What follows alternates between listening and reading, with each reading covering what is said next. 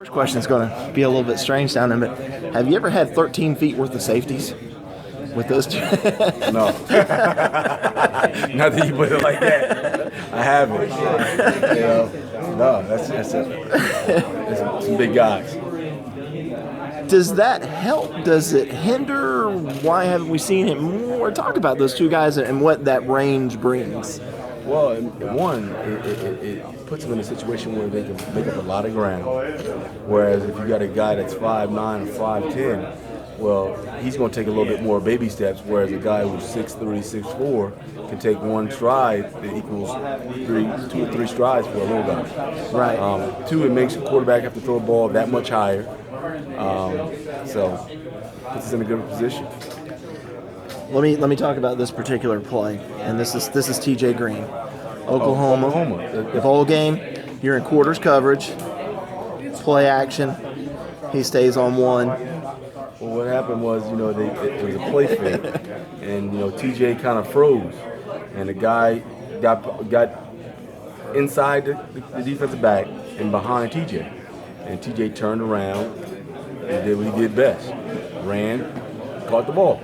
Now, anybody else would have been like, oh, it's a touchdown. But TJ is fast, TJ is tall, TJ is long. And as I said before, that makes a quarterback have to throw the ball that much higher. Well, if you throw the ball that much higher, the ball stays in the air that much longer. Case in point, TJ interception.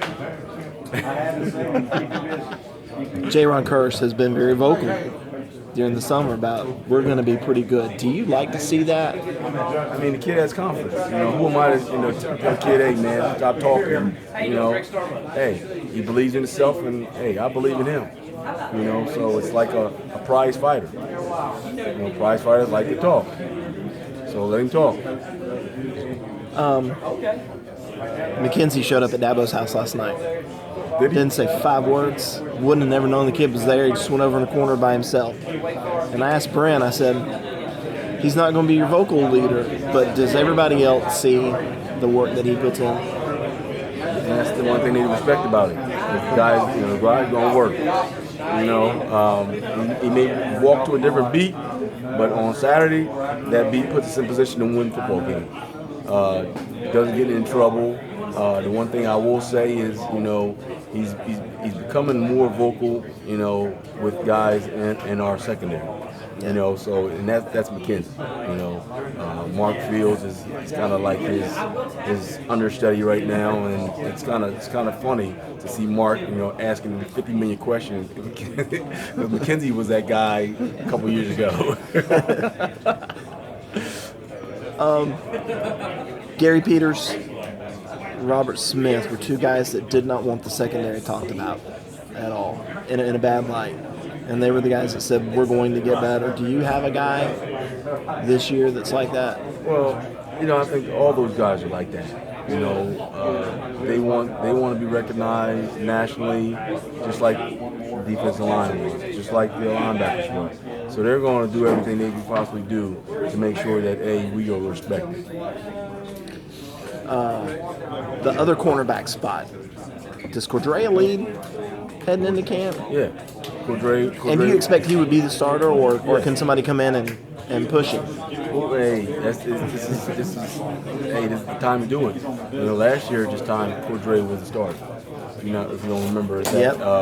And Gary came in and had a hell of a fall camp. Right. Cordrea still played. So Cordrea in the same situation now where he's the starter going in. It's just like if somebody beats McKenzie out. Hey, I don't privy to guys that just because they played, they got to earn it. So Cordrea's got to earn it. So we'll see. Who else can we see at those corner spots? We've heard for years about Adrian, Ryan Carter, Marcus Edmond. I mean, there's names back there. There's names. They've got to prove them. And the thing with them is they'll have an opportunity. As much as I say, I'd like to play a bunch of them. But, the way you practice and the way you compete against offense in fall camp is going to determine how much you play.